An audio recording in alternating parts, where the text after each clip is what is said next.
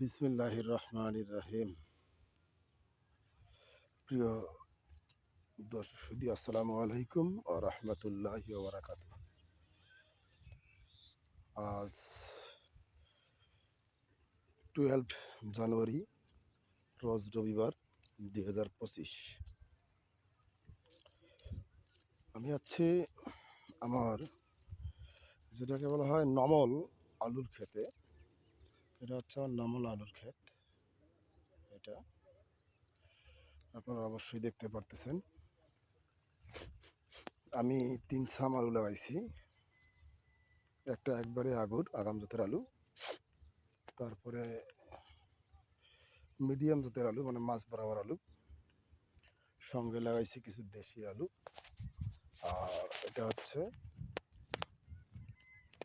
নামন জাতের আলু। এটা হচ্ছে নামল। আজকে আলুটার বয়স হচ্ছে 35 দিন। তো প্রিয় দর্শক, আল্লাহর রহমতে, আল্লাহর অশেষ মেহেরবানি, আমার ফসলটা খুব সুন্দর আছে। আর বর্তমানে আলুর যে বাজার, যে দাম, সে প্রেক্ষাপটে বা আলু চাষিদের মাথায় হাত। কারণ আপনাদেরকে ইতিপূর্বে আমি দেখাইছি যে আমার আগাম জাতের আলু যেটা, সেটা এখনও কিন্তু আমি বিক্রি করতে পারি নাই, বিক্রি করি নাই।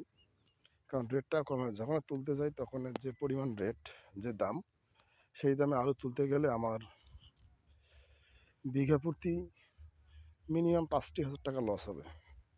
আমি তো ক্যালকুলেশন করেছি, যার কারণে যদি আমি চিন্তা ভাবনা করছিলাম যে আর দাম কমুক, কিন্তু আমার আলুটা এদিক দিয়ে পুড়ে আসুক, মানে গোট হয়ে চলে আসুক। ইনশাআল্লাহ, আল্লাহর অশেষ রহমত, আগামীকালকে হয়তো আলুটা বিক্রি করে দিব, দাম কেমনই হোক। এটা হচ্ছে আমার নমন আলু, যেটা দেখলেন ওখান থেকে, এটা পুরোটাই নমন আলু। আলু হইতে বাড়তেছি। আমি একজন সফল উদ্যোক্তা, সফল কৃষক হিসেবে আমি আলুটা এখন বাধাই করতেছি। আমার লেবার আসতেছে আরও 2 জন, আলুটা এখন বাধাই করবে। তো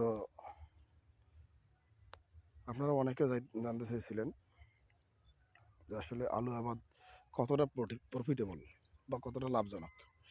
মূলত ভাই, আলু আবাদটা যতটা লাভজনক ততটা হচ্ছে রিস্কি। আলু আবাদে অনেক রোগবালাই তো আছেই। যে পরিমাণ এবার বীজ এবং জমির লিজের দাম, সেক্ষেত্রে আলু চাষ করে নমল আলু হোক, নমল আলু যদি 25 টাকার নিচে বিক্রি করা হয়, তাহলে কৃষকের কিছুই থাকবে না। তো মহান আল্লাহর কাছে অশেষ শুকরিয়া।